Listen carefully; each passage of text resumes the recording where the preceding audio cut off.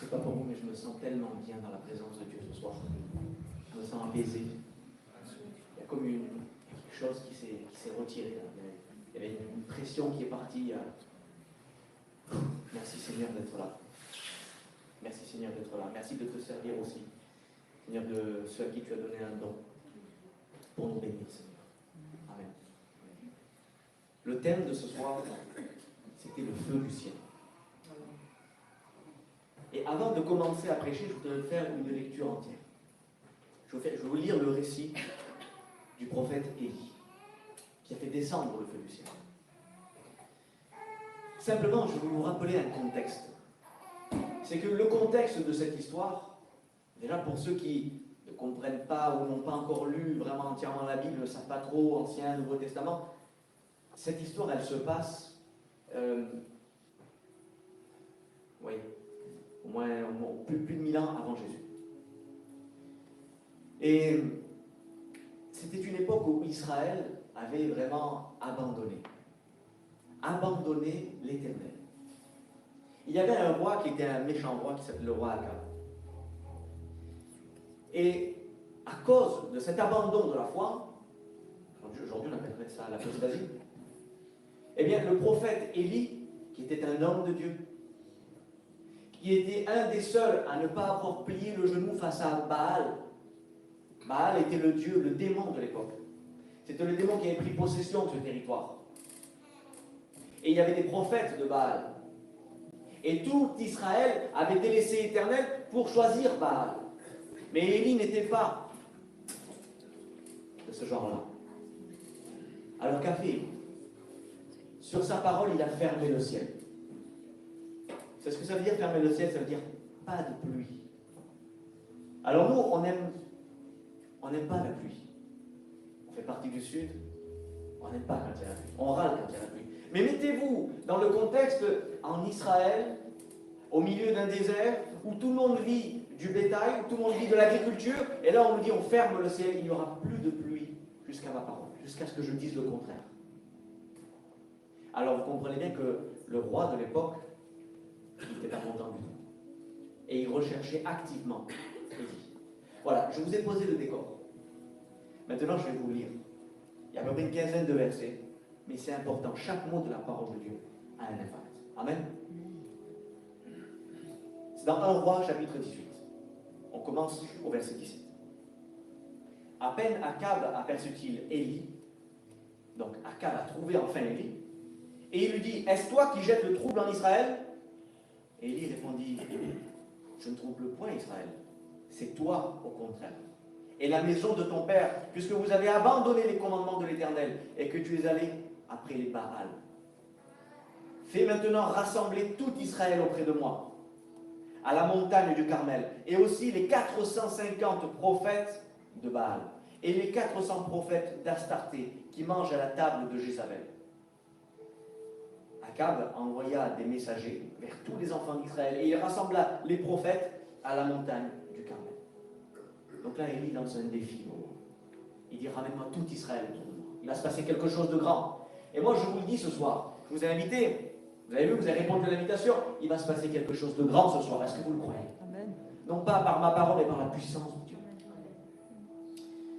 Alors, Élie s'approcha de tout le peuple et dit, jusqu'à quand clocherez-vous des deux côtés? Si l'Éternel est Dieu, allez après lui. Et si c'est Baal, allez après lui. Le peuple ne répondit rien. Et Élie dit au peuple, je suis resté seul des prophètes de l'Éternel. Et il y a 450 prophètes de Baal. Que l'on nous donne 2 taureaux. Qu'ils choisissent pour eux l'un des taureaux. Qu'ils le coupent par morceaux et qu'ils le placent sur le bois sans y mettre le feu. Sans y mettre le feu. Et moi, je préparerai l'autre taureau et je le placerai sur le bois sans y mettre le feu. Écoutez bien. Puis invoquez le nom de votre Dieu, et moi j'invoquerai le nom de l'Éternel. Le Dieu qui répondra par le feu, c'est celui-là qui sera Dieu. Et tout le peuple répondit en disant, c'est bien. Élie dit aux prophètes de Baal, choisissez pour vous l'un des taureaux, préparez-le les premiers, car vous êtes les plus nombreux, et invoquez le nom de votre Dieu. mais ne mettez pas le feu. Ils prirent le taureau qu'on leur donna, ils le préparèrent, ils invoquèrent Baal depuis le matin jusqu'à midi, en disant Baal, réponds-nous. Mais il n'y eut ni voix, ni réponse. Et ils sautaient devant l'autel qu'ils avaient fait. À midi, Élie se moqua d'eux. Et il dit, criez à haute voix puisqu'il est Dieu. Il pense à quelque chose, ou il est occupé, ou il est en voyage peut-être, et qu'il dort. Il se réveillera. Ils crièrent à haute voix, et ils firent selon leur coutume des incisions avec des épées et des lances jusqu'à ce que le sang coulât sur eux. Ça, c'est de la haute sorcellerie. Ça se fait encore de nos jours. Lorsque midi fut passé, ils prophétisèrent jusqu'au moment de la présentation de l'offrande, mais il n'y eut ni voix, ni réponse, ni signe d'attention. Et là, Élie dit alors à tout le peuple, approchez-vous de moi. Tout le peuple s'approcha de lui, et Élie rétablit l'autel de l'Éternel qui avait été renversé. Parce que oui, l'autel de l'Éternel avait été renversé. Il prit 12 pierres d'après le nombre des tribus des fils de Jacob, auxquels l'Éternel avait dit, Israël sera ton nom. Et il bâtit avec ses pierres un autel au nom de l'Éternel. Il fit autour de l'autel, écoutez bien, il commence à faire l'autel, il commence à le bâtir, et il fit autour de l'autel un fossé de la capacité de 2 mesures de semence. Donc c'est un fossé qui devait être assez large quand même. Il arrangea le bois, il coupa le taureau par morceaux, et il le plaça sur le bois. Et là, surprenant, il dit, remplissez d'eau 4 cruches, et versez-les sur l'holocauste et sur le bois. Comment ça? Tu n'étais pas censé mettre le feu à cet autel. Et là tu dis, mettez de l'eau sur le bois. Mettez de l'eau sur la bête qui doit être consumée par le feu. Et là, il ne dit pas qu'une fois, il dit, faites-le une seconde fois. Et il dit, faites-le une 3e fois, remettez de l'eau. Et ils le firent une 3e fois. Et l'eau coula autour de l'autel, et tellement qu'il y avait de l'eau, l'eau remplit aussi le fossé qui avait été creusé autour. L'autel était carrément imbibé. Au moment de la présentation de l'offrande, Élie, le prophète, s'avança et dit, Éternel, Dieu d'Abraham, d'Isaac et d'Israël, que l'on sache aujourd'hui que tu es Dieu en Israël, que je suis ton serviteur et que j'ai fait toutes ces choses par ta parole. Réponds-moi, Éternel, réponds-moi afin que ce peuple reconnaisse que c'est toi, l'Éternel, qui est Dieu, et que c'est toi qui ramènes leur cœur. Et le feu de l'Éternel tomba. Il consuma l'holocauste, le bois, les pierres et la terre, et il absorba l'eau qui était dans le fossé. Quand tout le peuple vit cela, ils tombèrent sur leur visage et ils dirent, c'est l'Éternel qui est Dieu. C'est l'Éternel qui est Dieu. Amen. Et juste après cet épisode, vous savez ce qu'il a fait? Il a attrapé tous les prophètes de Baal, il les a égorgés. Les 450 prophètes. 850 avec ceux d'Astarté. Combien parmi vous se sentent impuissants face à des problèmes que vous rencontrez? On croit, on vient à l'église, on prie, et pourtant les montagnes ne bougent pas. Pourtant le feu ne tombe pas. Qu'est-ce qui se passe? Les chaînes ne se brisent pas. Pourquoi, Seigneur? On lit des histoires très puissantes dans la Bible, vous êtes d'accord avec moi? Mais on se dit, mais c'est pas pareil, c'était pour l'époque. Ça, c'est pas pour moi. Et si, je sais pas, mais si ce soir, je te disais que c'était pour toi aussi. Et si ce feu, cette puissance, elle t'appartenait aussi.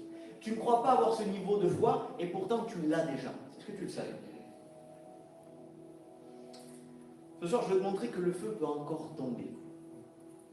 Pas juste pour impressionner, mais pour consumer tout ce qui n'est pas à la gloire de Dieu ce soir. Je veux te dire que Dieu veut manifester sa gloire encore aujourd'hui. Et avant que le feu tombe, il faut qu'on comprenne certaines choses ensemble. Il faut qu'on comprenne comment on est positionné spirituellement.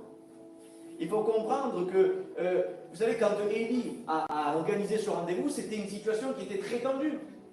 Il faut savoir que choisir Dieu, c'est choisir de se lever dans un champ de bataille. C'est choisir Dieu, c'est choisir de prendre part à un conflit armé et millénaire. C'est ça, choisir Dieu. Alors oui, tu vas voir le feu de Dieu, mais tu dois accepter aussi que cette fois, elle va t'exposer. Cette fois, elle va te confronter à de l'adversité. Cette fois, elle va t'exposer au regard, à des résistances, à de l'opposition. Mais c'est là justement que Dieu opère dans sa gloire. Est-ce que vous êtes d'accord avec ça? Alors je voudrais commencer avec le premier point. Je voudrais parler de l'adversité. Quand on choisit Dieu. Vous savez, le prophète Élie, il a choisi de ne pas faire de compromis. Il a choisi de suivre sa conviction. Et sa conviction, c'était que l'Éternel était le Dieu et le seul Dieu. Mais quand on choisit d'affirmer nos convictions, eh bien, on a de l'opposition. Et là, l'opposition, ce n'était pas n'importe quoi. Ce n'était pas le fermier du coin qui lui disait « Oh, Caron, qu'est-ce que tu fais ?» Non, ce n'était pas ça. Cette opposition, c'était le roi lui-même. C'était tous les sorciers, tous les plus puissants sorciers du pays, eux-mêmes. C'était le démon qui avait pris possession de ce territoire lui-même. Et pourtant, Élie n'a pas fléchi le genou. Vous savez, moi, je n'ai jamais eu autant d'opposition que depuis que j'ai accepté le Seigneur dans ma vie. Mais c'est normal, puisque je marche maintenant à contre-courant du diable. Comprenez bien que quand je marche dans le même sens, dans le courant, ça va, ça se passe bien. Et quand je me retourne, je me dis non, mais c'était pas le bon sens, c'était là Dieu. Et que je commence à m'avancer, et je commence à sentir des frictions, une opposition, mais c'est normal. Je me suis mis à dos le diable et tous ceux qui le contrôlent. Parce que certains sont encore sous l'emprise du mal. Tous ne sont pas chrétiens. Et certains sont influencés par le mal. Eh bien, ceux-là aussi, ils ont été contre moi. Vous comprenez ça? Mais c'est pas grave. Puisque nous courons pour une couronne qui est incorruptible. Nous combattons le bon combat. Est-ce que vous le croyez ça? Alléluia. Et c'est ce qui t'arrive à toi quand tu commences à faire de bons progrès avec Dieu. Toi qui ne connais pas le Seigneur ou qui t'approche et que tu vois que tu commences à faire des bons progrès, il ne t'est jamais arrivé d'aussi grande catastrophe. Et là tu te dis, mais pourquoi Seigneur? Pourquoi? Mais c'est facile à comprendre. C'est l'ennemi qui joue ses dernières cartes avec toi. Il voit que là, tu es sur le point de flancher, tu es sur le point de choisir la bonne part. Et qu'est-ce qu'il fait? Il bluffe. Il veut t'impressionner, il veut te dissuader de faire le bon choix. Et au plus tu approches du but, et au plus il va miser gros. Et là, quand tu arrives au moment fatidique, ça y est, c'est là. L'éternité est à portée de bras, elle est là. Là, il bluffe, il met tout, il met ta vie, il met tout ce qu'il a pour te faire croire que c'est fini. Et là, tu as deux solutions. Tu as deux chemins qui s'offrent à toi. Soit tu craques, et il a gagné. Ou soit tu continues et il fuit loin de toi. Amen. Moi, c'est la deuxième option que j'ai choisie. Et je le dis fièrement, moi et ma maison, nous servirons l'Éternel. Amen. Est-ce que tu veux le dire toi aussi avec moi, que moi et ma maison, nous servirons l'Éternel? Amen. Vous savez, quand on est en position d'opposition comme ça, quand il nous arrive des frictions à cause de la volonté de Dieu, je veux bien insister sur ça, à cause de la volonté de Dieu, ne voyez pas ça comme un échec. Voyez ça plutôt comme un signe que vous avez pris la bonne part. Vous savez, si le diable s'en prend à vous, si le diable veut vous faire du mal, réjouissez-vous. Le diable ne s'en prend qu'à ceux que Dieu aime. Le diable voudrait atteindre Dieu, mais il ne peut pas atteindre Dieu. Alors comment il fait? Il va faire du mal à ceux qu'il aime. Je voudrais maintenant vous parler dans le point numéro 2, de l'audace de la foi. Je vais essayer d'être court, vous savez pourquoi? Parce que j'aimerais laisser un temps tout à l'heure pour la prière. Je sais qu'il va y avoir des délivrances et des guérisons ce soir. Alors je voudrais vraiment laisser toute la place au Saint-Esprit. L'audace de la foi. L'audace de la foi. Vous avez vu que si vous avez bien retenu le récit de tout à l'heure d'Élie, qu'Élie ne s'est pas contenté simplement d'allumer un feu. On est d'accord? Il a dit, remplissez d'eau. Remettez de l'eau une fois. Remettez de l'eau 2 fois, 3 fois. Et vous savez, nous on est des gitans et on est dans les terrains, on a l'habitude de faire des feux. Je vous mets au défi d'allumer avec une allumette du bois vert. Ou alors du bois qui a été mouillé, encore pire. Alors imaginez, mettez-vous à la place d'Élie, qui là, si c'est nous à la place d'Élie, vous savez ce qu'on aurait fait? Seigneur, tu me demandes d'allumer un feu sans briquet, sans allumette, je veux bien. Mais alors je vais mettre la paille la plus sèche, je vais mettre le bois le plus sec, le plus fin possible, en espérant que tu fasses une loupe avec le soleil, qu'il se passe quelque chose, avec une petite flamme. Mais comme si du bois vert ou du bois mouillé allait empêcher le feu de Dieu de tomber.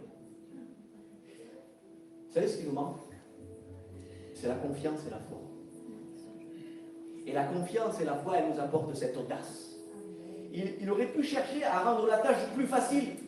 Il n'a pas fait. Il a aggravé volontairement la situation et la circonstance pour montrer bien que rien ne peut empêcher Dieu d'agir. Remets de l'eau. Qu'est-ce que c'est l'eau chez toi? Est-ce que c'est le temps qui passe? Et tu te dis maintenant, ça fait trop longtemps, c'est fini, ça ne peut plus agir. Est-ce que c'est un doute qui revient? Est-ce que c'est ça ton eau qui empêche la bénédiction, qui pourrait freiner la bénédiction? Est-ce que c'est une maladie qui a progressé? Est-ce que c'est ton entourage qui n'y croit plus, qui doute de toi et tu commences à te décourager?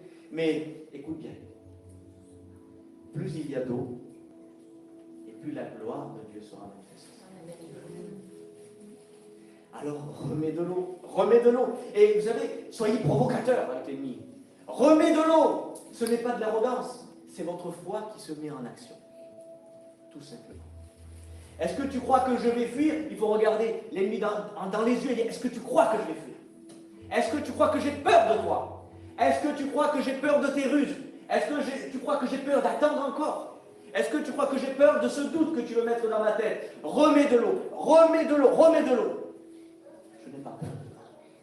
Vous savez, je vous racontais l'expérience d'un frère un pasteur qui s'appelle Yvan Castanou, et il faisait une croisade d'évangélisation en Afrique. Et c'était un week-end. C'était le premier soir de la réunion, première réunion.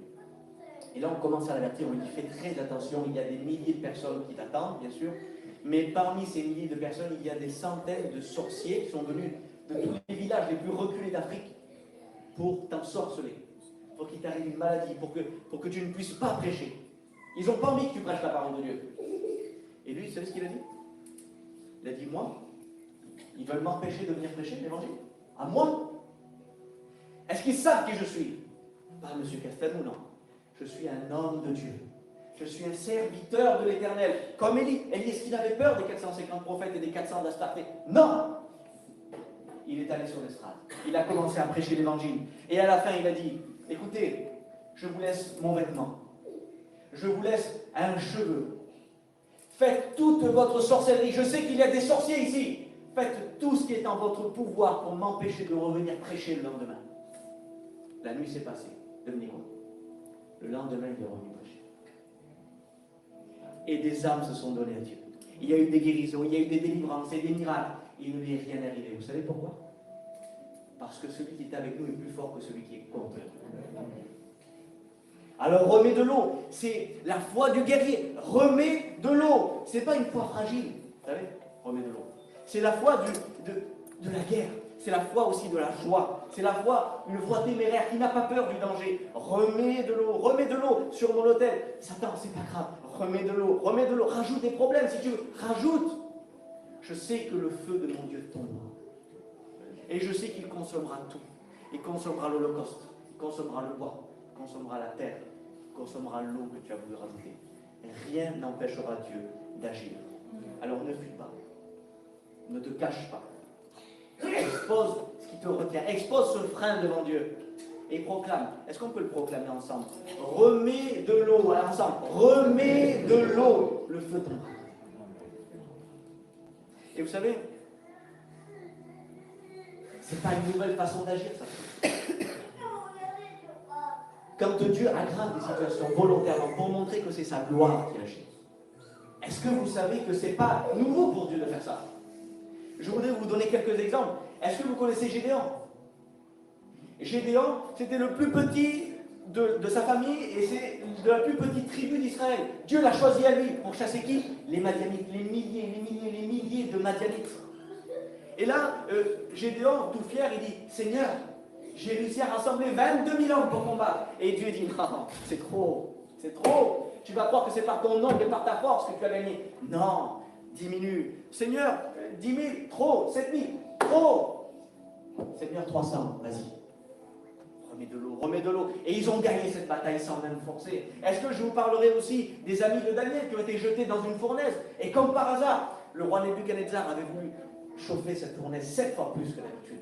7 fois plus que d'habitude. C'est pas simplement on prend ces hommes de Dieu, on les met dans une fournaise. Non, on la chauffe 7 fois plus que d'habitude. Ceux qui les ont jetés dans la fournaise, vous savez ce qui leur est arrivé? Ces soldats qui ont jeté les 3 personnes dans la fournaise, ils sont morts brûlés tellement que c'était chaud. Eh bien, ses amis de Daniel sont ressortis intacts. Vous savez pourquoi? Parce que dans cette fournaise, au lieu d'être 3, miraculeusement, ils étaient 4. Qui était ce 4e homme qui les a protégés? On nous dit que leurs vêtements ne sentaient même pas le brûler. Ou est-ce que, alors je pourrais vous parler de David qui a affronté ce géant Goliath. Tout était destiné pour que David n'affronte pas ce géant. Oui, parce que David était trop jeune. Oui, David n'était pas un soldat. Et là, en plus de ça, on lui plante un géant de plus de 3 mètres. Et là, alors oui, vous allez me dire, alors David, mais une grande armure. Non, David, remets de l'eau, David. C'est trop une armure. Alors David, prend une grande épée, prend des flèches. Non, remets de l'eau, David, c'est trop, David. Vous savez ce qu'a dit David? Tu viens contre moi, avec l'épée, la lance et le javelot. Mais moi, je viens contre toi, au nom de l'Éternel. Et une pierre a suffi à terrasser le géant Goliath. Est-ce que je vous parlerai aussi de ce Jésus qui a attendu 4 jours avant de ressusciter Lazare? Vous savez que selon la croyance juive, dans les 3 premiers jours qui suivent la mort, on pensait et on croyait que le mort pouvait ressusciter spontanément, tout seul, comme ça. Alors quoi? Lazare est mort? J'attends. Un jour. Seigneur, ça fait le 2e jour, j'attends. Seigneur, maintenant ça fait le 3e jour. J'attends. Seigneur, c'est le 4e jour et il sent. J'attends. Lazare sort du tombeau. Et Lazare sort. C'est de ce Dieu-là que je vous parle. C'est le Dieu de la fournaise. C'est le Dieu qui agit quand l'eau déborde. C'est le Dieu qui agit quand la tombe est fermée, quand ça sent déjà. C'est ce Dieu-là que je vous parle. Alors s'il te plaît, ne crains pas le retard.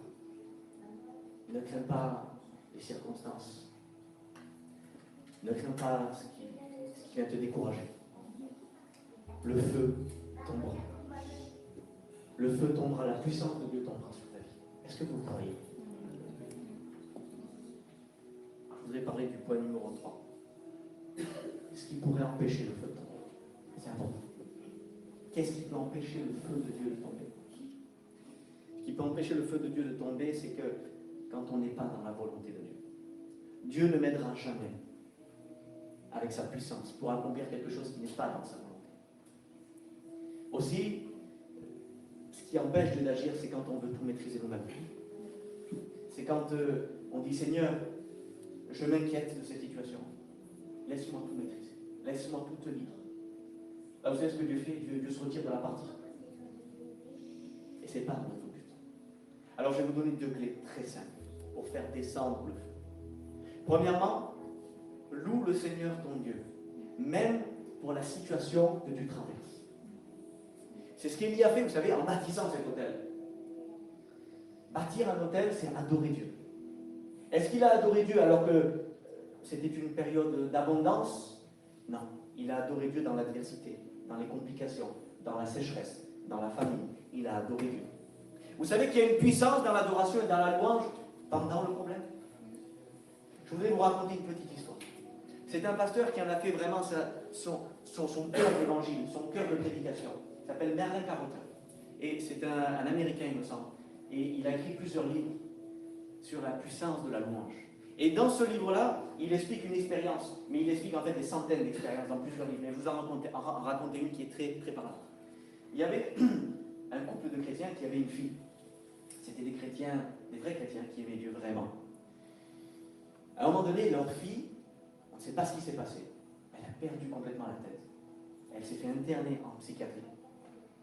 Et elle n'arrivait même plus à se nourrir elle-même. Et les semaines passaient. Alors, ce couple de chrétiens s'est beaucoup inquiété. Ce couple de chrétiens pleurait. Et ils ont fait venir tous les pasteurs et pour prier pour cette fille. Et rien ne se passait.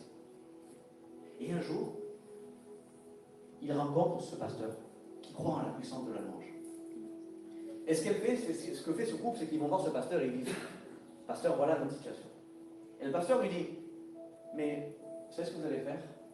Vous allez louer Dieu et vous allez le remercier et le bénir pour ce qui vous arrive. Seigneur, je ne peux pas te louer, je ne peux pas te dire merci, je ne peux pas t'acclamer, t'adorer, alors que je suis dans une situation comme ça. Ils ont été troublés dans un premier temps, mais ils ont décidé d'écouter la voix du pasteur. Et ils ont commencé à louer Dieu. Ils se sont mis à genoux dans le bureau du pasteur. Ils ont dit merci Dieu. Nous savons que tu es un Dieu parfait. Nous savons que ton plan ici, il est parfait. Nos yeux ne voient pas ça. Mais toi, ton plan, il va plus loin que ça. Tu es parfait. Nous t'aimons pour ce que tu es. Pas pour ce que tu fais, mais pour ce que tu es. Ils sortent du bureau. Le lendemain, ils reçoivent un coup de fil de l'hôpital psychiatrique. Écoutez, on ne sait pas ce qui se passe. Votre fille reprend ses esprits. Votre fille, elle recommence à parler et à se nourrir elle-même. On ne comprend pas. Quelques semaines après, elle est sortie de l'hôpital psychiatrique. Et un an après, le pasteur Merlin qui écrit le livre reçoit le témoignage du frère de cette fille qui lui dit, un an après, elle s'est mariée et elle a eu un enfant. Est-ce que vous comprenez la puissance de la louange? Donc, première clé, louez le Seigneur, même dans les pires des situations. Et deuxième clé, soyez alignés dans la volonté de Dieu. Vous avez retenu ce qu'a dit le prophète avant que le feu descende? Seigneur, tout ce que j'ai fait, je l'ai fait par ta parole. Et le feu, vous savez, il ne répond pas à des performances parce qu'on va faire. Non, il répond parce qu'on est aligné avec la volonté de Dieu. Alors cherche à marcher dans la parole. Soit un homme, soit une femme de la parole. Et le dernier point que je veux voir avec vous, c'est l'identité du chrétien, qui devient lui-même un porteur de feu. Alors je sais que vous vous dites, c'est bien beau toutes ces histoires, mais moi je ne suis pas un prophète. Je ne suis pas un surnaturel, je ne suis pas un mystique. Et tout ça c'est pour l'époque, c'est pas pour moi. Et je ne suis pas Élie ou Moïse. Alors oui, je te rassure, tu n'es pas Élie. Tu n'es pas Moïse. Tu es plus que ça. Ah bon? Ben oui. Jésus dira, vous avez vu, de tous les hommes, de toutes les femmes qui sont nées d'hommes et de femmes, de tous les prophètes, le plus grand des prophètes, vous savez qui c'est? C'est Jean le Baptiste. Et il dit, et pourtant, le plus petit dans le royaume de Dieu est plus grand que Jean le Baptiste. Et qui c'est le royaume de Dieu? C'est toi, c'est toi. Nous sommes encore plus grands que Jean le Baptiste, nous appartenons au royaume de Dieu. Nous avons Jésus en nous. Et je sais que si demain Poutine, Trump, Macron étaient nos amis, on se sentirait fort. Mais on n'avait pas Trump, Poutine, Macron comme amis. Vous avez Dieu le Père, le Fils et le Saint-Esprit. Vous avez une myriade de myriades d'anges à vos côtés. Vous avez les archanges pour se battre à vos côtés. Vous avez plus qu'une administration. Vous avez le ciel à vos côtés. Vous êtes le sel de la terre. Vous êtes fils de Dieu. Vous êtes le temple du Saint-Esprit. Vous êtes co-héritier de Christ. Je parle bien de celui qui a vaincu la mort. Vous êtes co-héritier avec lui. Et quand vous aurez compris toutes ces choses, que vous aurez intégré que votre identité c'est ça, vous pourrez vous-même égorger ces prophètes de Baal qui sont dans les lieux spirituels. Et le but de l'ennemi, en fait, ce soir, tout au long de votre vie, c'est de vous faire oublier qui vous êtes vraiment. Pour vous faire oublier la véritable puissance qui est en vous. Et ce soir, le but du Saint-Esprit, c'est de vous rappeler qui vous êtes vraiment et la puissance qui habite en vous. Est-ce que ça marche ce soir? Est-ce que le Saint-Esprit est en train de vous parler ce soir? Amen. Je vais terminer avec cette conclusion. Vous savez ce qui s'est passé une fois que le feu a tout consumé? Une fois que l'autel a été consumé, une fois que Élie a gagné, une fois qu'il a égorgé tous les prophètes des dieux étrangers, Élie promet la pluie. Donc ça dit, c'est bon, la justice est rétablie. La pluie va arriver, la bénédiction va arriver. Alors, il dit quelque chose de formidable, il dit, il se fait un bruit qui annonce la pluie. Et toi, tu as tenu bon, tu as crié, tu as combattu, tu as déclaré, remets de l'eau, tu l'as dit tout à l'heure. Et maintenant, Dieu dit, je veux te faire du bien, je veux te rafraîchir.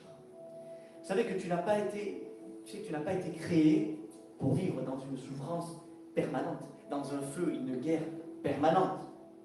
Le feu, il vient purifier, il vient aider, il vient apporter une puissance, il vient consoler. Mais la pluie, elle vient pour vivifier. Et ta vie, écoute bien ce soir. Ta vie doit être un fleuve de paix, ponctué par des combats. Et non pas une vie de combat ponctuée par des temps d'accalmie. Est-ce que vous comprenez la différence?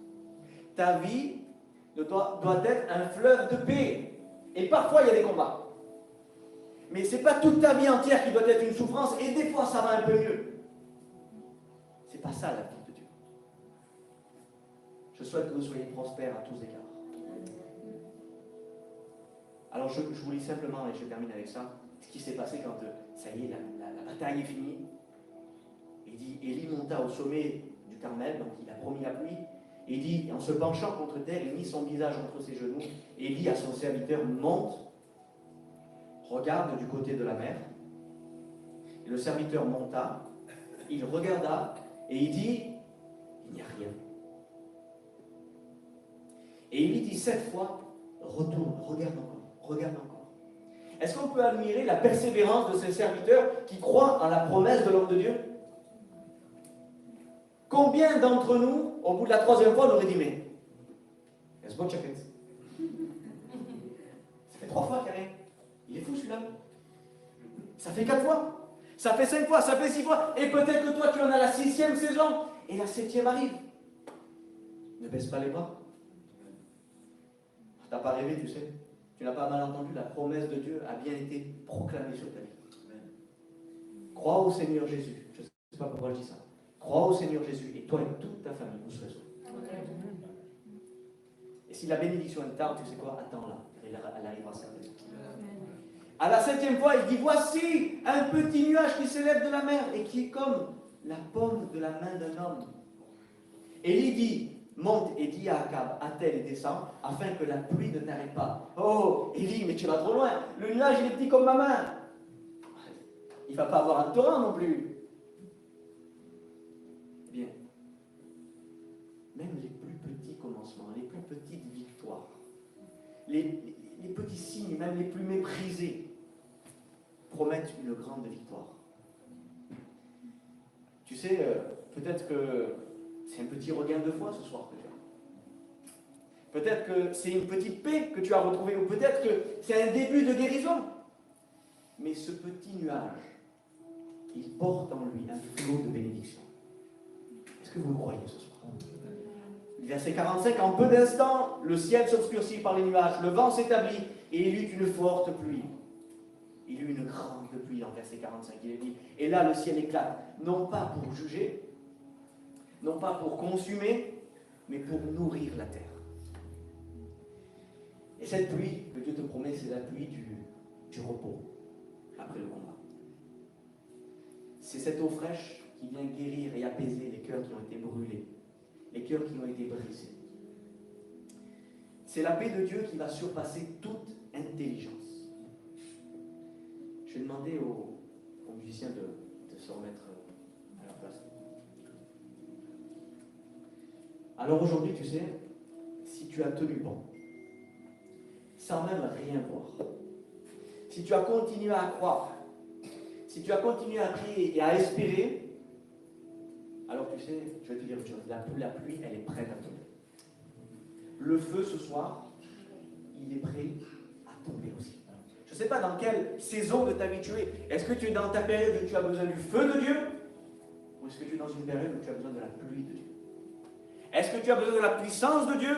Ou est-ce que tu as besoin de la consolation? Je ne sais pas ce qui représente pour toi ton obstacle aujourd'hui. Mais je crois que le Seigneur a été clair. Le feu de Dieu descend. et rien ne l'empêchera de descendre. Je veux stimuler en vous une foi qui dépasse, une foi qui peut bouger les montagnes. Une foi qui pourrait dire à ce sycomore, déracine-toi et plante-toi dans la mer, et qui le ferait. Vous savez pourquoi? Parce que rien ne peut arrêter le feu de Dieu.